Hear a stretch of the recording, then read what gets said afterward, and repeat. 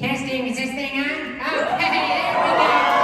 Hey, New York Comic-Con. How y'all feeling out there? I love to hear it. Now, I had personally asked, I had begged, I had pleaded to moderate this event, but they said no. And by they, I mean my dad. Now, please welcome to the stage one of the creators and executive producers of Big City Greens, your moderator, Shane Howden!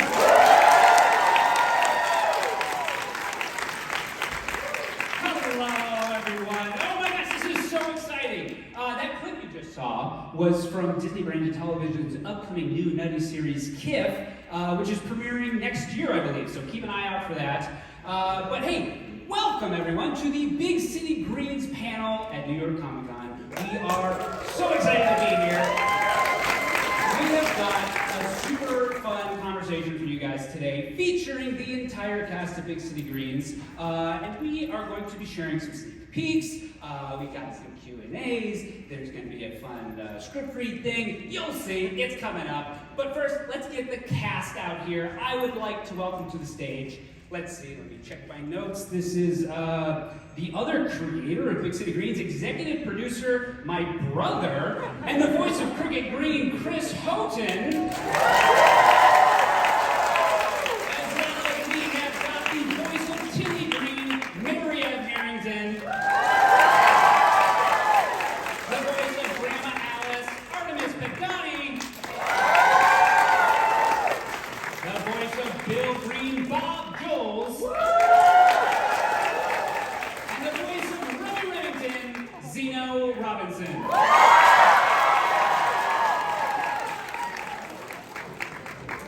All right, welcome. Let's all get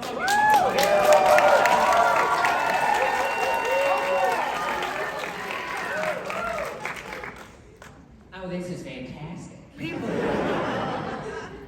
This is incredible. Maybe you folks don't know this, but when we record the series, the cast does not record together. Everybody comes in individually, records all their lines. So this is a very rare occurrence to have this entire lineup in one room. This is amazing. How are you guys? This is very funny. This is amazing. Who are you? Oh yeah, I'm one of the creators who worked for like 7 years there. I know you're used to seeing him only online. You never really see like his face and stuff. There was that Zoom meeting. Yeah, that one time. It's shocking he has lights. You know, we don't always get together, but it's funny. Like a family at a reunion, when we get together, it's like old times, and this is Pick up where just we left off. yeah. It's been great. This is my first time on a Big City Greens panel. Actually. Yeah! So we've got the whole cast here, and I feel like whenever I go to these things and I see all the voice actors, before we get like too deep into it, I kind of want to hear you guys do the voice.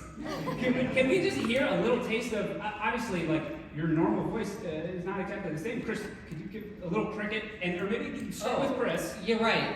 I almost feel like this is like some kind of police recording. Like, Yeah. please state your regular voice and your cartoon voice for the record. So, I could slip right into it without even knowing it. So sometimes I'm in the grocery store or whatnot, and I'm all of a sudden Cricket Green. So this is me, and this is my lovely sister.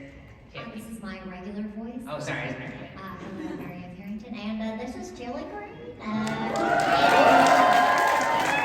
nice to be here in the big city. Hey y'all, I'm Artemis, and this is sometimes my voice, and then sometimes I talk like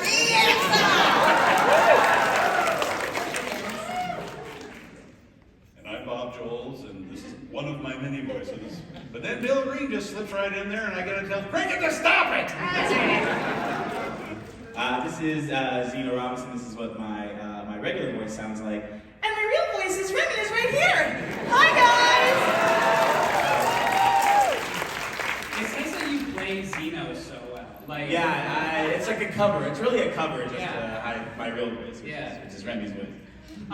Hey, I've got a bunch of questions here because I'm officially moderating, and that is not my normal job. But But you're doing fantastic. thank you.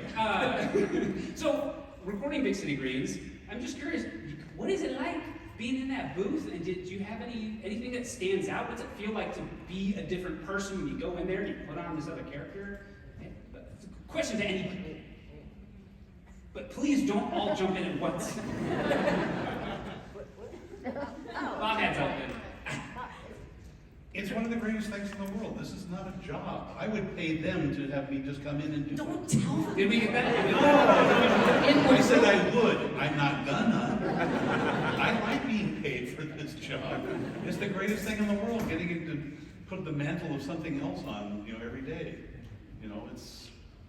It's the best job in the world. I second that. I second it. Man, how lucky I feel to be able to go into I wanted to call it a booth, but it's not even that, a really cool room and just play for like an hour, 2 hours at a time. And even though the other people aren't necessarily in the room with me, oh my gosh, we're right there. Yeah. Artemis is learning what magical is in this very moment. But even though we get to see each other necessarily, you're still like, that everybody's there and they're all remote, and it's still, you get to play with your friends for an hour, 2 hours at a time. That's Artemis, really amazing. when you're in the booth and like Grandma gets big, right? Like Grandma's doing a lot of yelling. Is that like cathartic to kind of like go in and just let it fly? Sometimes, and sometimes I need a proper warm up, like a physical warm up, a vocal warm up. Can you show the room what your vocal This is very warm-ups specific. sound like? Artemis does that before every record. I kind of have to. I feel a little naked not having done it yet, but there is like a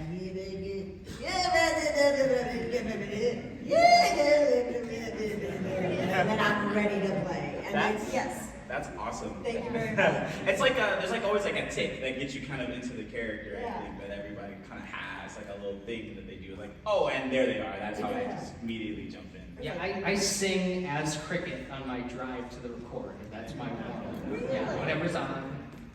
There's been a lot of Hamilton as Cricket, which I don't think anyone's asking for. But if you're tuning in, well, yeah, say to you, I can just go on and on. But Don't you have a restraining order from Lin-Manuel Miranda? they didn't call me. We've been emailing him. He said he doesn't want to put cricket in the musical for some reason. It's great though. I mean, like I get to go into the booth and the first thing I do is I crank the air because I work up such a sweat turning into this little 10-year-old boy and going absolute nuts. And I think we all get to like get something out in that booth that we don't get to get out elsewhere. Oh, for sure. And what's super cool too is that you guys might not know is that we get to see like storyboards. So we'll read the scripts first, and we might have like an idea of like, oh, how you picture it in your mind, and then you'll see what like the board artist had in mind for it too. And it's really cool because it just ends up being this collaborative thing. You're like, oh, that's so cool. That action happens. Well, but I can also infuse my idea. So it's a really interesting experience to be in the booth and have the visuals, which for me, it's my first show where I've gotten to see stuff in the booth.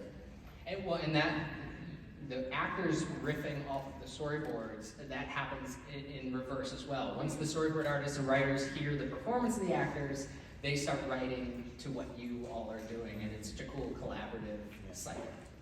I know it's collaborative, yet we're like super separated in our various processes. Yeah. So we've been recording the show we've been in production for about 7 years, and you guys have been on board for maybe 6 years or so. Living with characters for that long, do you ever find yourself just like having the characters talk to you while you're like in the grocery store? Like, do you ever see, like Mary, if you're just like out shopping, do you ever have Tilly's perspective on just kind of what you're looking at? It's funny, it's like, I definitely feel like I'll channel Tilly in certain moments. Like when a kid's like, oh, can I get like a message from Tilly? It's just, for whatever reason, if they were like, oh, Mary Ave, leave me a message, I'd be like, I don't know what to say. But as Tilly, it's like, wow, hello there. And there's just like this calm that comes over and she kind of channels it of like, oh, I hear you're turning 11 years old. That's real exciting. And it's just kind of like weird. And then she'll riff about something else. And I say she, which sounds like very like, oh my God. But it really does feel like you're kind of like channeling another spirit sometimes. Like she's a part of me, but also separate at this point. I love that. Meanwhile, I'm like, happy birthday!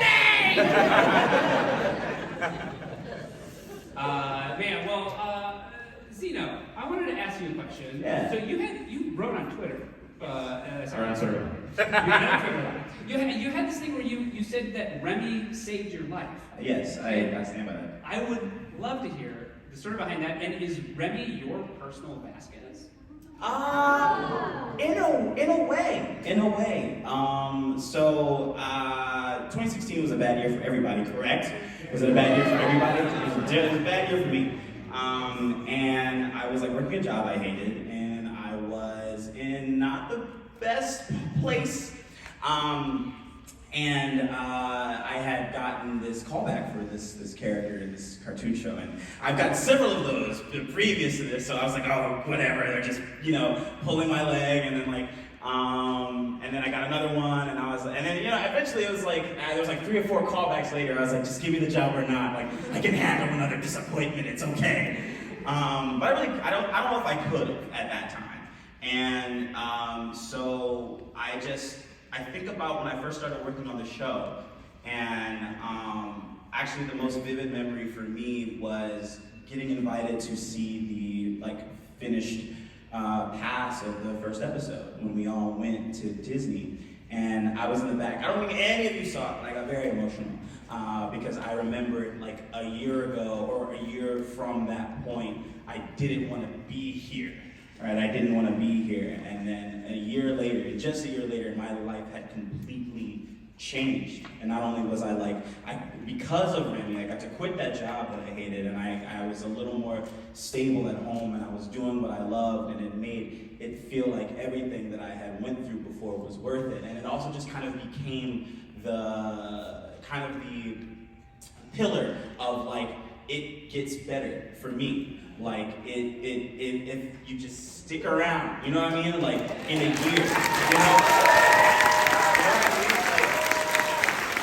I know there's a lot of people who all go through something very similar. And I'm very open about mental health and things like that, but in just a year, my life had completely changed.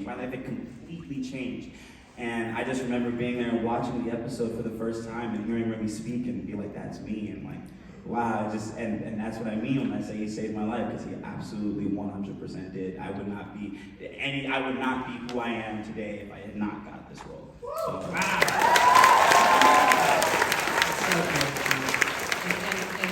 And to watch what you're doing now is amazing. I mean, I think I don't speak for myself when I say I'm not the only Zeno Robinson fan.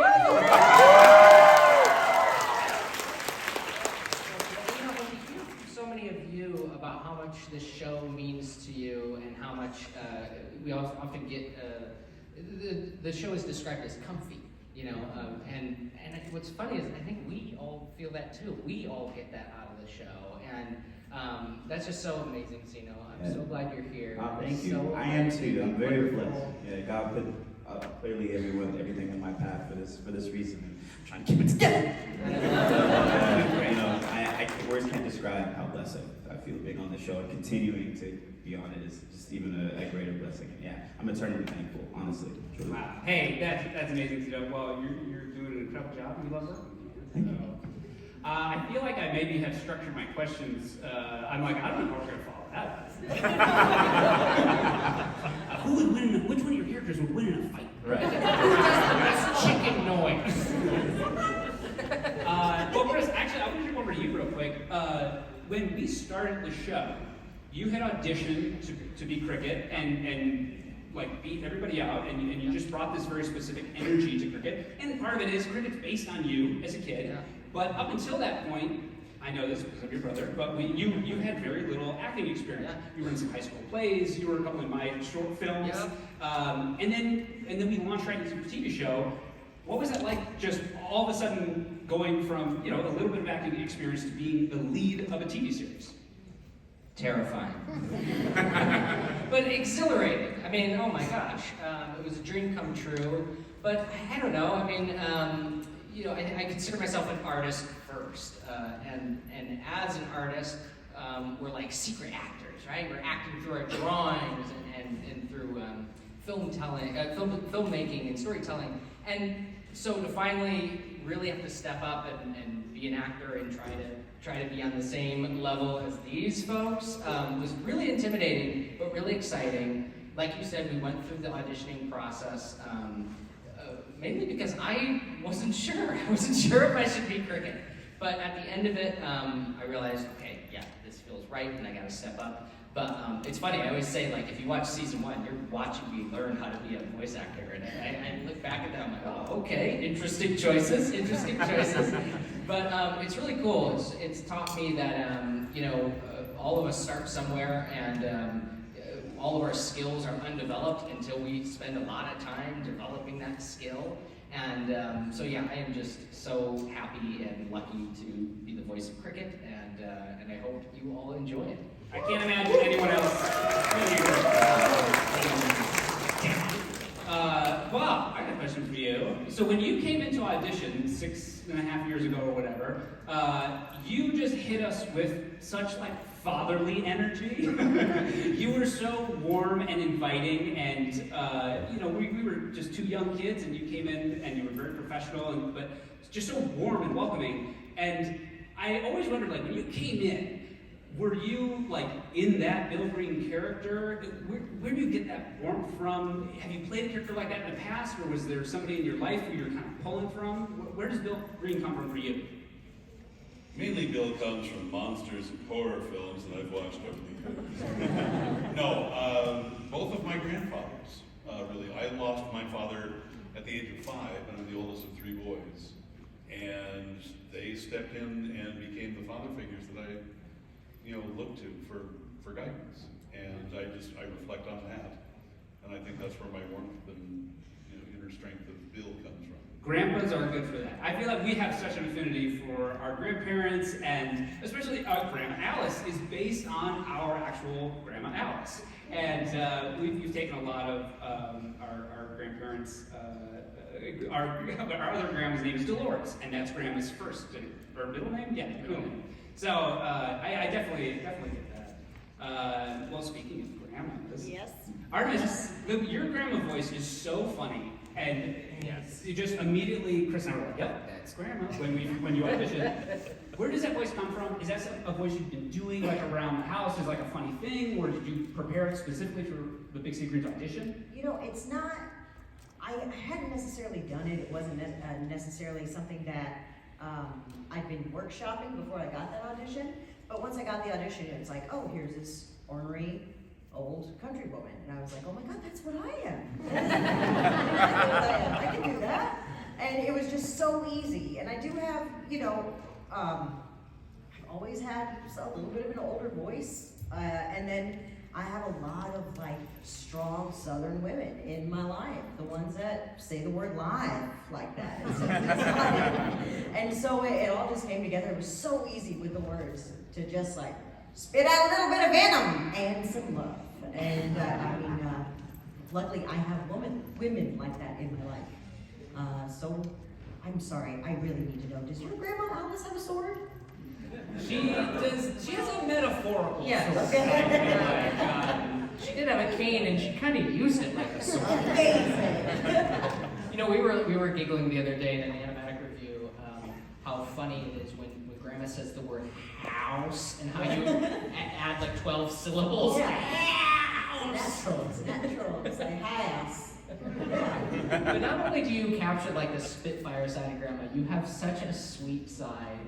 I'm thinking of specifically there was a scene recently where in Big Trouble, where after Tilly has gone through her kind of goth phase and she isn't sure what to do, and there's just such a sweet moment between Tilly and Grandma where Grandma just really dials back and walks Tilly through such a great life lesson about how we can't be perfect. And I love that. You capture that sweetness so well. Oh, thank you so much. You are so welcome. It's not.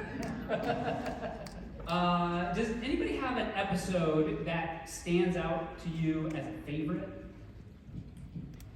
I was thinking about this like 2 days ago. I still love Cousin Jilly. Like, because and it's one moment in Cousin Jilly that I just think that it's so sweet the way that like Tilly's trying to preserve this innocent sort of like ruse for cricket. But the scene that I think about is where she's like, okay, fine, I'm gonna confess that like, I'm Jilly. So she puts the glasses on and Cricket's like, hey Jill. And it's like, I don't follow. And I'm like, and there's just something so sweet about that episode. transformation into Julie, that anime. And it's so It's sweet. cute. Yeah. Forget Tilly. It's so sweet to see Tilly acting as a big sister. And I think that really captures big sister energy in that episode. True.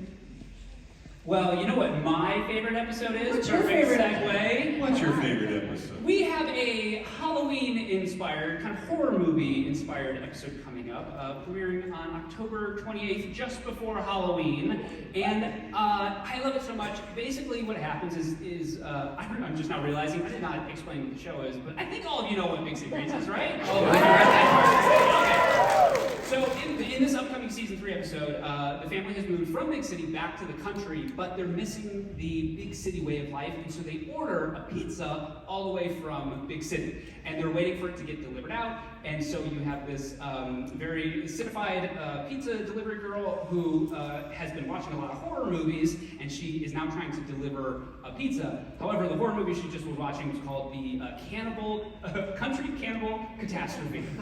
And so she's walking into something that she may not exactly know what she's walking into. We have a clip that we're going to play.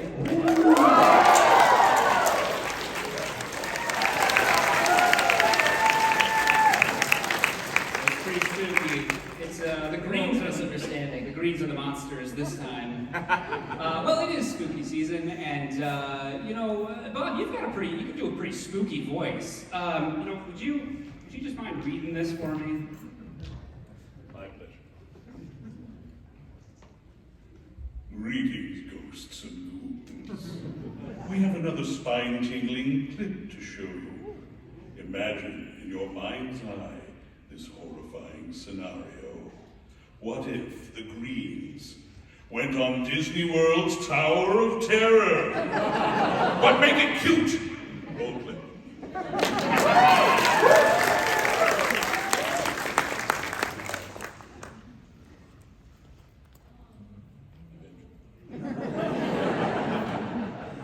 The suspense is scary.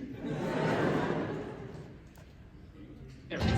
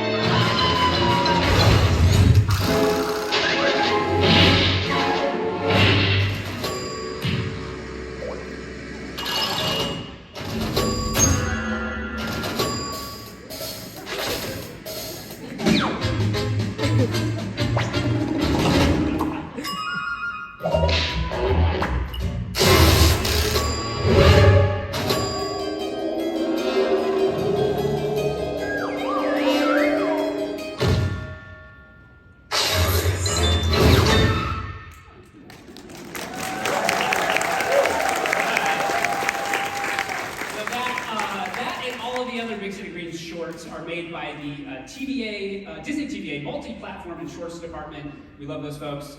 They do a lot of collaborations with us, and they do all the chibi tiny tales, very fun stuff. Chris, I just realized we should probably talk about what's going on in season 3. Oh, yeah. There's some big stuff. Okay, I'm fine. So in season 3, the Greens moved from Big City back to the country. There's just a couple of episodes that have just previously aired, and there are more. There's one coming up on Saturday. The Greens are in the country. What's going on? Yeah. Oh, this is a big deal. This was something we always wanted to do. From day one, we wanted to take the Greens back to the country, and we weren't sure how or when exactly. It's why, actually, if you ever see some of the flashbacks of them being in the country, we were very selective of what we're showing because we really wanted to hold off until we really go back to the country. We decided, okay, season 3, mid-season, that's when we'll do it. And then the pandemic hit, season 3 was greenlit at April of 2020, when we were all sent home and we were working over Zoom and recording lines in closets, and it was so janky there for a while. So it kind of made us reconsider for a second, maybe they shouldn't go back to the country. This is going to be such a huge undertaking for the show, for the crew, for all of us creatively. and we already have this massive burden of trying to figure out how to do our regular production from home. Nevertheless, we did it. Huge props to the crew, to the cast, for everyone kind of seeing this vision and really rallying and trying to make this happen. And we're so excited that the episodes are finally coming out and that you all can see what we've been working on. Is everyone enjoying themselves? The country episodes? Thank goodness! Dino, did you? Yeah, I had a question. So I just, based off hearing that, so was it always in the plan for them to eventually go back to the country when you guys were I'll pull the curtain back a little bit. But yeah, from season 1, we wanted to go back to the country at a certain point, but we wanted to feel like the show had earned it. And so we really wanted to lay that foundation of, like, it's a fish out of water story, right? So they were in the country, they moved to the city, but after a certain amount of time, like kind of in season 3, the early season 3 stuff, you're like, hey, they're not really fish out of water anymore. They've really acclimated to this world. So how do we switch it up and make them fish out of water again? Bring them back to the country, but they've changed. The city has changed them, and how do they deal with that? Also, at the time when season 3 started, we kind of went into season 3 thinking like this could be the last season. A lot of shows at TVA don't always go past season 3, so we were thinking like, well, we wanted to pull out all the stops and do all the things that we could. We're humble, okay? We weren't expecting anything. And we also knew it was a really fun creative challenge. In season 1, we brought Nancy back. That was a huge shakeup, and it was like, oh, are we bringing the mom back too soon? Actually, that was the questions we were always asking. We were very confident in all these choices where it was like, hey, this is a big shakeup for the show. Let's do it now. Let's do it before you think you're ready, because well, that's kind of how life works. We took a lot of big swings in season 3. Season 3 is only 20 half-hours long instead of 30, like our previous 2 seasons. But there are 3 half-hour specials in season 3. First one was Squashed, which has already aired. That was the Halloween episode. The season finale of season 3 will be a half-hour special. But we also have a Christmas special coming out this year, which we have a clip from. Oh my goodness. Allow me to tee this up for a minute here. So this was written in 2020 and was supposed to air in 2021, but as you'll see, we're doing something completely different, something we've never done in the series before, and because of that, there were some delays. So it's going to air in 2022. All that prefaces to say, I know we're in the country right now. This Christmas special takes place in Big City. Don't let that hurt your brain too much that it's like, wait, I thought they're in the country, but they're back in Big City. I don't know, continuity's fluid, you know? It's a holiday special, that's not canon. Yeah. So, in 2020. in this Christmas special, Cricket, let's see, Remy has a new VR game that Cricket really wants to play. It's Christmas Eve. Oh God. He's doing it again. My memory's melting. Cricket goes over to Zeno's house. Who am I? Which one is it? Anyway, they play a video game, and Cricket gets snowed in. And now he's stuck. He's separated from his family on Christmas, and he doesn't know how he's going to do all of the Christmas traditions if he's stuck over at Remy's house. Until they find out that there is a connection, there's a VR video game system that they can play together, and they can recreate their family traditions online in this VR video game. Let's take a look and see what that looks like. Let's roll that clip, please. Dang it, Cricket! I knew letting you go play that video game was a mistake! How are we supposed to do our family traditions if the family isn't all here? Hey, no one's decorating until Cricket gets back! Oh man, I feel terrible. We could have just played Outpost Infinity from our own houses and you never would have gotten stuff over here. But my family doesn't own a VR system. Heck, we can barely afford R. Yes, you do. I got you one as a Christmas present. I had baskets put it under your tree. You should really lock your doors. There's a VR system at my house? Dad, it's a Christmas miracle! We can still do all our Christmas Eve traditions in virtual reality! What are you talking about, son? We can meet up inside the game and do the same junk we normally do. It'll be like we're all home together. Maybe even better. Oh, glorious techno-magical reality portal. Papa, please give it a try so that Cricket can be with us for our Christmas Eve traditions. I don't know. Makes no difference to me, as long as I can still trounce Nancy and find that fruitcake. Dream on, old lady. I'll dominate you in any dimension.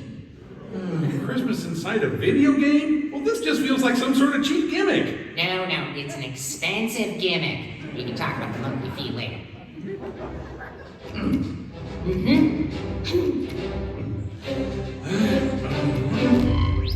Whoa! Welcome to Outpost Infinity, a totally customizable virtual reality. Within this game, we can build our house and do all our Christmas Eve traditions. And the best part is, we'll all be together. Including me!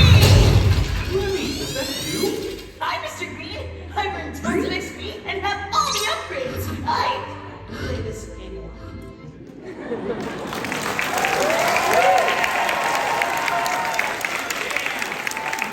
So what is so cool about this, we are partnering with the DMed Media Technology team, and they're animating all that 3D animation in the Unreal Engine, which is basically what video games are made in. So we're using the same tech that video games are made with to make this video game 3D animation. It's very cool. It's been an amazing project, and I'm very excited for you all to see it. It'll be out this December, so check that out. Also, I'm curious, I don't know if the cast, have y'all seen that before? No. First reactions? Yeah. Any reactions? Just portions of it. It looks amazing. Yeah. It looked like a movie. Like I was like, oh, like wow, the CGI movie coming. Like that's what it looked like. And I was like, wow, this looks so cool. Remember he comes in on the huge robot. I was like, really? He has all the upgrades. Yeah, all of He has them. all of them. That is the perfect segue. I'm going to jump in right there. You mentioned a movie. That's funny because Big City Greens, it was announced earlier this year, we are making a movie. I know the Disney lawyers, they said don't say anything. But I want to check in. How's it going? How are you feeling just with producing the movie and the series right now? It's very busy, but it's very fun.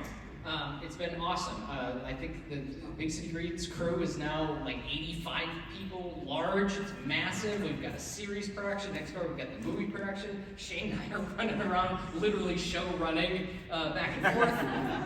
But it's been so fun. I mean, that's not what the people want. The people want, what's it about? We gotta, can we I tease can't any say much about what the movie's about. I can't give any details. It's a long ways out. Well, maybe there's somebody who could give some details. Well, maybe. Linda, I see here we've got another clip from someone. Can we roll this clip? Let's see what this is. Okay.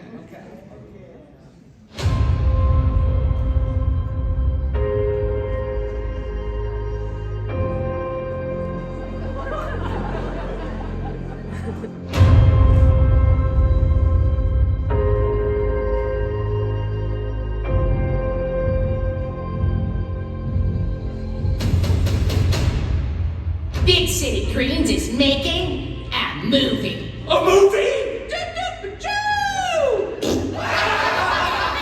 That's comedy.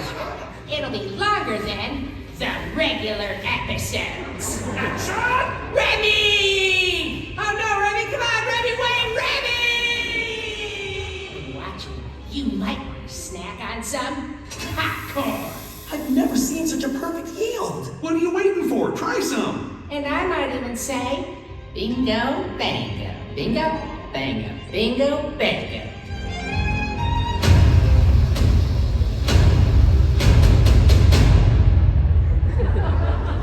Cricket, what are you doing? You're giving too much away. Don't you realize that they're always listening? What? Who are you talking about? Oh no, it's the lawyers! Ah!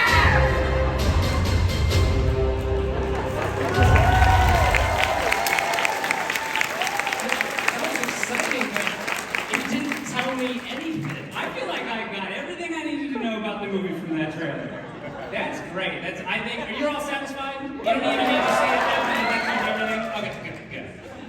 Unfortunately, it's a little early. We can't say anything about the movie. We can't talk too much about what's coming up, but we can talk about the past. And that's why we're going to do a little script read. Everybody, do you have your script here? I got mine on the floor.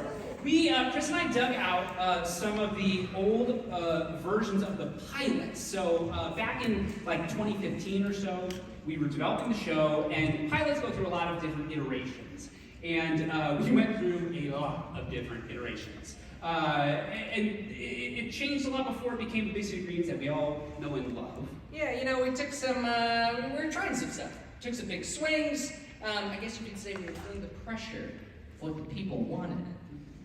So, as a special treat, we have busted out these scenes, a couple of different scenes from various versions of the Big City Greens pilot that never came to be. And so, is everybody ready? Everybody have your script here? Okay, here we go. So, in the probably the earliest take on Big City Greens, we went with the classic fairy tale Disney theme. So we fade in on the exterior of the Kingdom of Farmdale. We push on a very red and very barn-like castle. Inside, Prince Cricket, and knocks on Princess Tilly's door. Oh. Tilly, do you want to build a scarecrow? Sorry, brother, but I already did.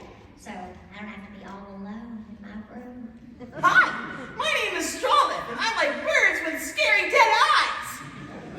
He's keeping me company because Papa has locked me in here for an indeterminate and ultimately traumatizing amount of time. Why? Good question. I wish I could ask him. Sorry, can't hear you. Your grandma and I are off at sea, but we'll be back soon. JJ, we're actually about to die for no reason but to add drama. Perhaps he's locked me away because I have magical powers. You see, I can shoot vegetables out of my fingertips, but it's just too powerful and I can't let it go. Oh, go on, Tilly, just let it go. Well, okay. Tilly opens the door and starts singing an epic power ballad that is sure to resonate with all children and become a smash hit. Remember, this was like 2015, something like that? Vegetables violently shoot out from Tilly's fingers in all directions. My straw body is being torn apart by 100-mile-per-hour carrots! Ow, ow, Tilly, stop letting it go! The vegetables blast Cricket and Strawliff over the edge of a balcony. Tilly steps in, taking the horrific destruction. What have I done? Yeah, the executives hated that one. Probably because 4 of the 5 main characters die within the first act, but yeah, each their own. Yeah, you know, after that, Disney asked us to make the greens more relatable to our kid audience, so naturally, we made them vegetable bootleggers in 1920. We cut to exterior speakeasy night. The Greens unload veggies from an old Model P Clutch and deliver them to a speakeasy. Now listen here, you guys. This is the score we've been dreaming about, capiche? I'm sad with your grift egg. Once we move to these cabinets, we'll finally have some real green. I'm talking fat stacks of kale, serious spinach, a whole lot of lettuce. Wait, so we're selling bootleg vegetables in order to get more vegetables? Remy approaches the Greens and eyes their veggies. This product's hit on Ollie. It's gonna be a hop, skip, and a jump before I can get to you, Jack. I don't like the cut of this bird's glam rags. I think he's chilling with the fuzz. You peaching on us? Applesauce! He's sweating like a skid row. Do you guys even know what you're saying when you say these words? Turns out nobody knew what they were saying, and Disney pulled the plug on that. Speaking of pulling the plug, we also tried a medical drama. Oh, that's right. It was Green's Anatomy.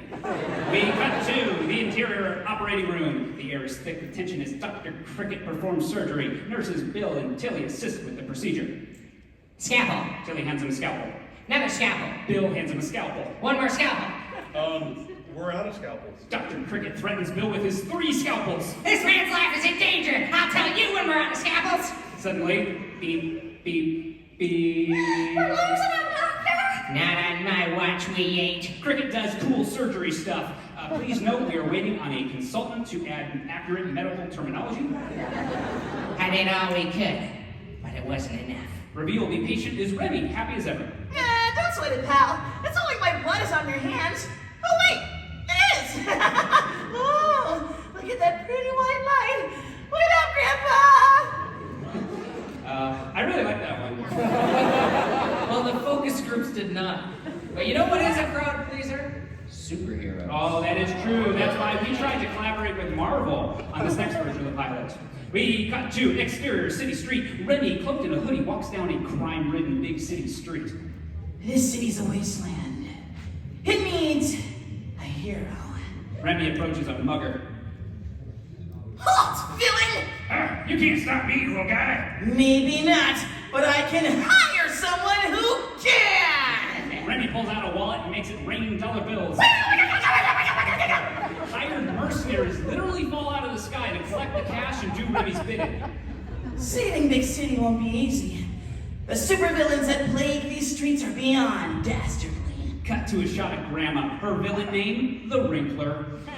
She has powers of flappy, malleable skin, and she throws it around like a whip. Hey-ya! Take that, idiots! Feel the power of my loose flesh! We've got to Tilly. She's Animine, a villain with the power to control specifically city animals. Critters of the urban, I summon you, the subway rats, the trash pigeons, even the sewer crocodiles. And yes, they exist. Enter Bill, aka Farmer Factoid. He has the power to recite the entire Farmer's Almanac, boring people to sleep. The harvest moon signals a time to reap. But remember, above ground crops must be picked 20 days before those below ground. Finally, we cut to Cricket. And I'm Unbreakable. No matter what, my body cannot be broken. Cricket is immediately hit by a car. Ah! Then another. No, my body's intact, but it still hurts. Then an entire skyscraper collapses down onto him. Oh my gosh, Uncle! Cut to shots of Remy fighting crime. He writes checks. He swipes credit cards. These villains stand no chance against me. Who am I, you ask? A title card flashes. Marvel's Privileged Boy. Yeah, you know, there was an interesting tidbit. Korg from the MCU was going to become a recurring character, but that version got greenlit. But Okay, no use crying over spilled milk. that's right. There was also the very short-lived attempt to tap into the Bravo reality TV craze. Yeah, this one was called The Real House Dads of Big City. Over sassy music, we see quick shots of the big city skyline, then Grandma's house, then Bill playing to the camera as he serves the family breakfast. They say Big City is the city that rarely sleeps. A glamorous Bill poses as the wind blows his hair. But this dad always sets his sights and then some. Yeah, we never really got past the main titles on that one. Yeah, that was about it. It wasn't great, but you know what it was? Our Big City soap opera. Cut to interior Malibu estate. It's twilight. On a dramatically lit veranda, the greens are all tied up. What's going on?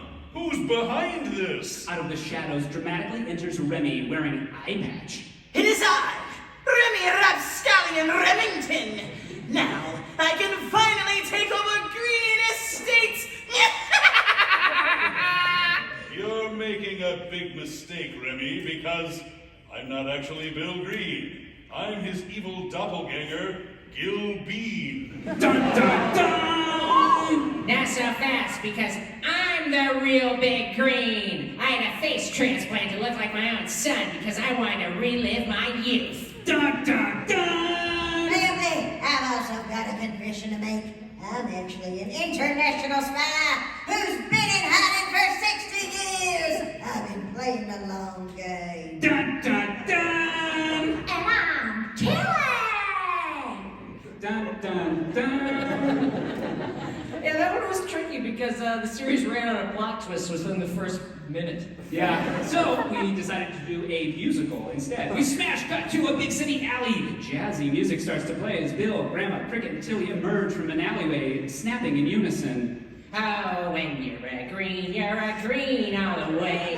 From the first garden sprout to your last harvest day. When you're a green, if the cow doesn't milk, you got people around of the country ill. Your family is here, no need to take action. Don't feel any fear, just snuggle with Saxon. Then you're set with a capital G, which no one can take, even Officer Keys. When you're a green, you stay a green. So the only problem with that one is it sounded terrible. So we had to move on. Yeah, you know, but anyway, the last idea we have to share is the one that came closest to getting greenlit. The version of the Big City Greens pilot where the Greens all had noses. Cut to interior Green's house day. Cricket, Tilly, Bill, and Grandma sit for breakfast. They all have noses. noses. Cricket takes a big sniff with the nose he has. That bacon smells real good. Tilly, too, takes a whiff with her nose. It sure does, Cricket. I can also smell it. Remy answers. He has a nose on his face. Good morning, Greens! Uh-oh! I feel a sneeze coming on. Better hold on to my nose so it doesn't blow away. Achoo! Grandma takes a sniff because, as established, she has a nose. Hey y'all, my smeller's picking up something. Is that smoke? Bill takes a big honkin' worried sniff with his nose.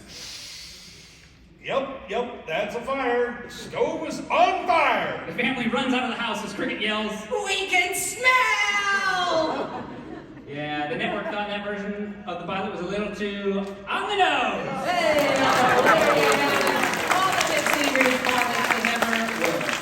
I, for one, am glad we landed where we did. Now it is time for the audience Q&A.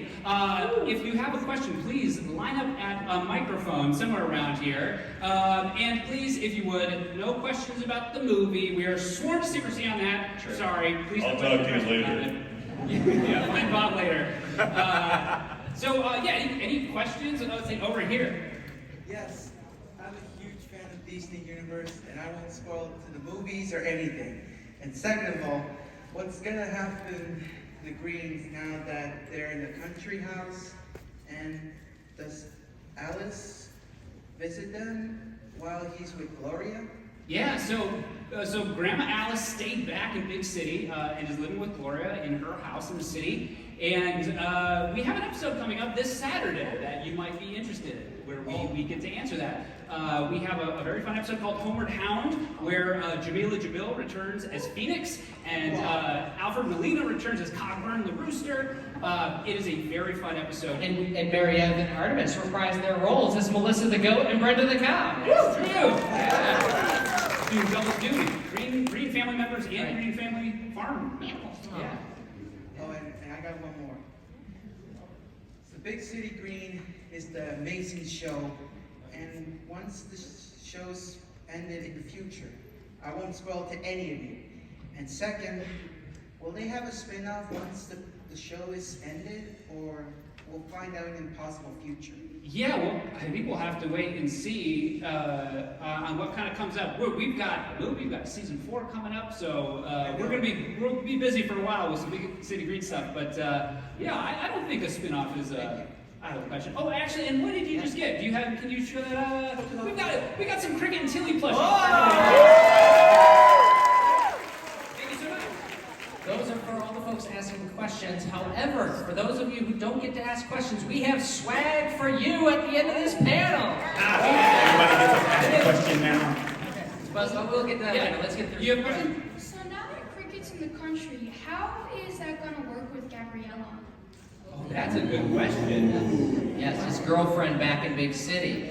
Well, again, there is an upcoming episode that we address just that, because you may say distance makes the heart grow fonder, but I don't know if that works for Cricket. I don't know. Cricket's panicked. He's panicked to be far from his girlfriend, so he's, I don't want to give away too much, but we definitely address that. I think we could say there's an episode coming up where Cricket is searching for Wi-Fi so he can have a video call with Gabrielle.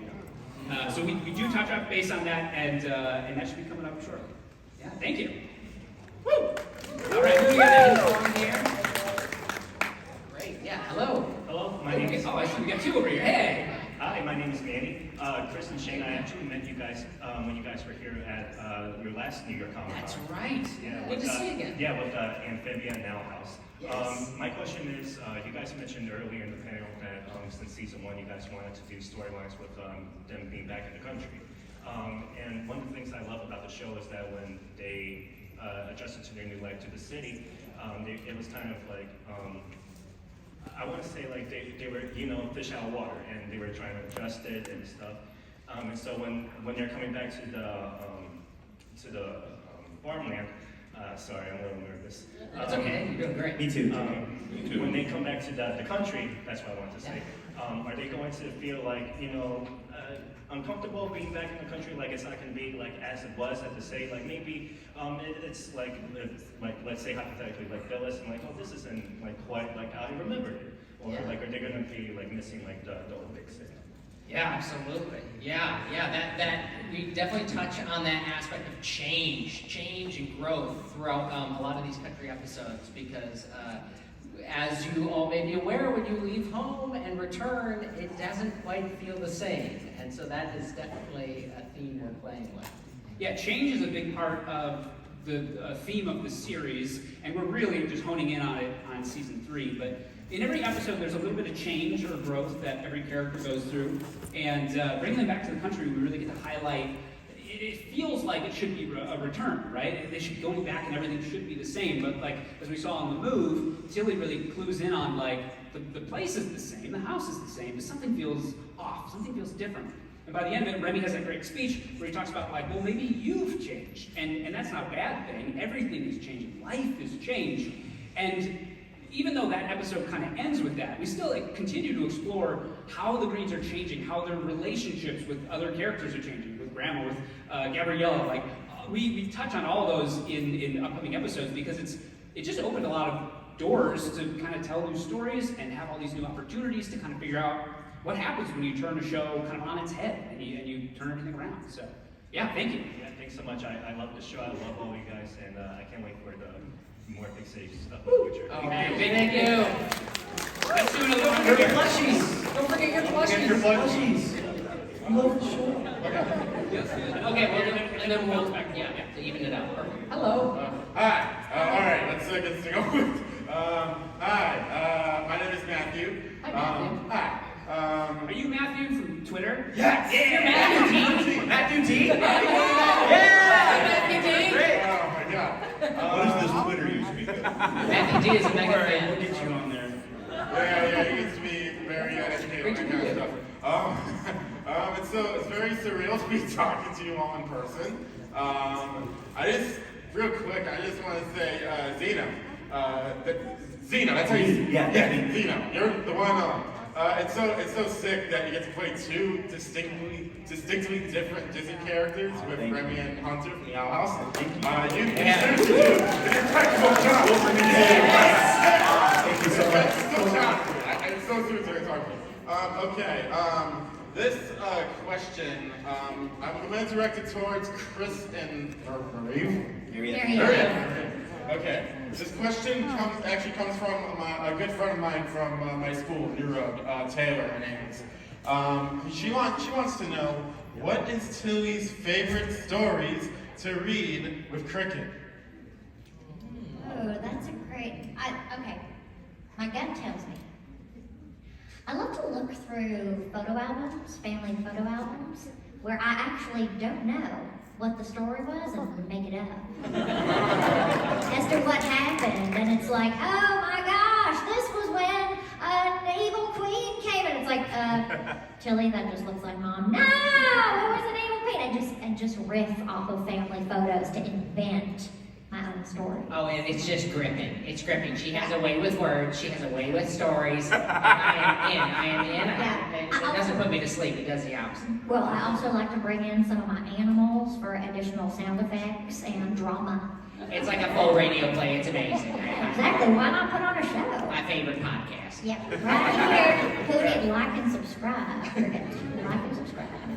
Yeah, I can definitely see that happening in them doing that in the room. I can see her doing that, like especially from that episode where she tries to be like the cool version of Tilly. Oh, Cousin Julie. Sure, Cousin Julie. Yeah. Yeah. Don't spoil it. Oh, I'm sorry. What? That was different people. No, Julie, she's just hasn't been around much lately. They're nice questions. Oh, okay. I want to keep going because I want to get to a few more audience questions. Thank you, Matthew. Great meeting Okay. Who do we got over here? Oh, thank you. My name is Samuel Edme, and I have two questions. Yeah. Well, the first question is, I know you were talking about these different iterations of Big City Greens, but were you always plotting on the country, but used those as just alternate iterations? And during those iterations, were you aware that some of them would not get accepted? And the second question is, do you have a finale plotted out, or is that for the movie? Is that a confidential information? Yeah. Which one do you want to take? I'll take the first. All those pilot iterations. Let me just say this. Here on Big City Greens, we like to joke. We like to kid. So those weren't real pilot iterations, but just imagine if they were. But we did always plan to go to the country. We did. That was from the beginning something we knew we wanted to do, but we felt like that was not a joke. Yeah, that's good. As for the movie is not a finale. It is a standalone thing that will be very big and very exciting, but it is not like the end of the series or anything like that. So I don't want to give too much away, and honestly I can't. But yeah, it's not the end. It's not the end. Okay, thank you. Thanks for the question. Thanks, David. Yeah, I've been watching your show since last year with my little sister, and I just want to say that it's comfort food. Hey, that's the biggest compliment we can give. Thank you so much. Thank you, Sarah. All right, who do we have over here? Hi, I'm Cal. My husband and I love Big City Greens, so thank you for all that you do. One of the things we especially like is random rings. Where do you get the ideas for those? Oh my gosh. So I used to prank people as Cricket Green. like prank call, just random places, just for kicks. Because I thought maybe there was something to it. And basically that led to what random rings ended up becoming. And they're really fun. They're really fun to kind of have a rough conceit of where we're going in those calls, but then as you see, the calls just kind of go where they will. And it was really fun to just do improv and then. Yeah, those aren't scripted, by the way. Yeah. No, they literally animate like our improv. Yeah, it's just us like for 4 hours like recording, and I can almost tell which shorts we recorded at the end of those long sessions because they're the weirder ones. Like Yogurt Hill. That one came out of like nowhere. Those are really fun to do though. Yeah, it's a great question. Thank you. I want to keep moving to get a couple more questions. Yeah. What do we got over here? Well, first off, let me just say it's a big honor to meet all of you for the first time. I mean, I felt like that needed to be said. Thank you. And for my question is, like, since you guys have been voice acting for the characters, has there ever been times like you ever see yourselves in moments in your lives where you just think about the show and then you realize that this show taught you something important in your lives? Wow. Yeah, that's a great one. I recall saying a minute ago how it saved my life. Yeah, that's what I was that's the rest of you. Often when I get back to those places, it's always just a pillar of like, you know, like it does get better. This is a testament to it. So I always think of Big City Greens whenever like I'm down, and I feel like, you know, because it happens. But yeah, I think that it always like it's comfort food. So it's very much like that for me too. Yeah, and we all want to be like Tilly, right?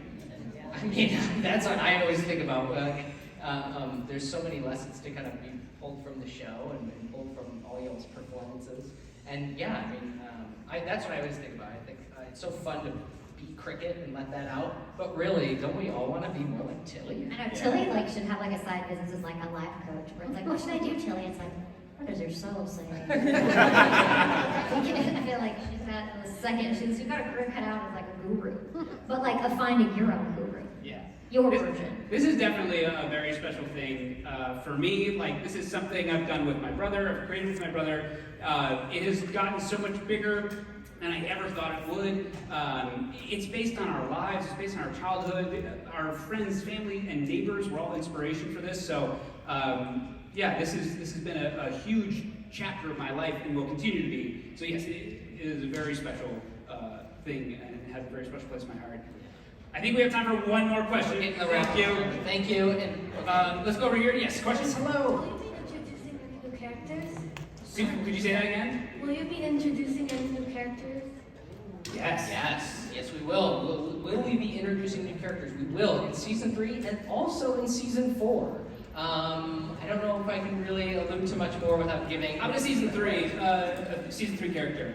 Well, season Piper we have coming up. Oh gosh, yeah. Well, we meet this woman named Patty, who is the owner of a little diner in Smallton, one of, I would say, probably 7 businesses that line the tiny main street of Smallton.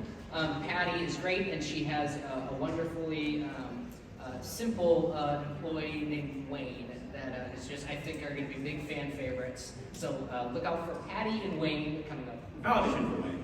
You did? I did. Oh, sorry. That's all the time we have right now.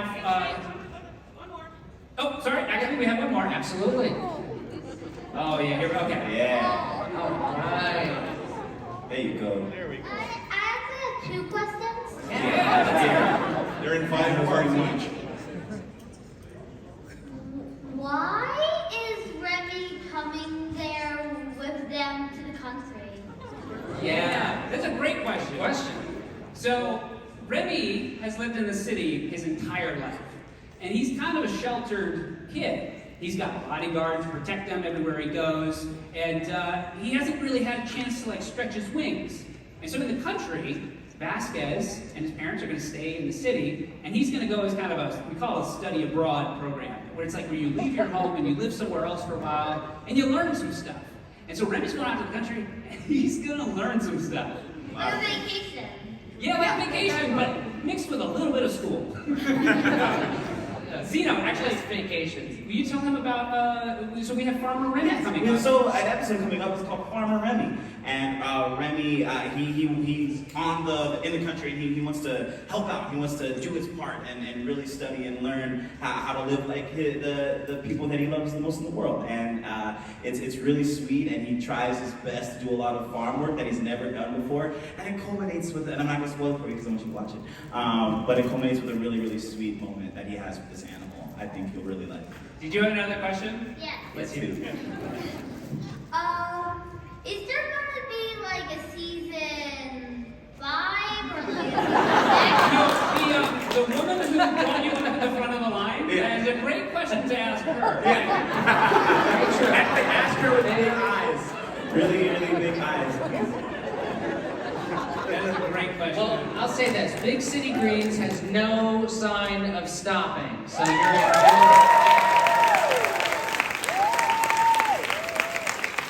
Thank you, everybody. Great questions. Thank you for coming to this panel. We have some swag for everybody. As you leave, there will be people giving the swag out to everybody. And we have, there's a limited amount of, there's 100 posters that we have all signed. That is first come, first serve. So get your hands on those.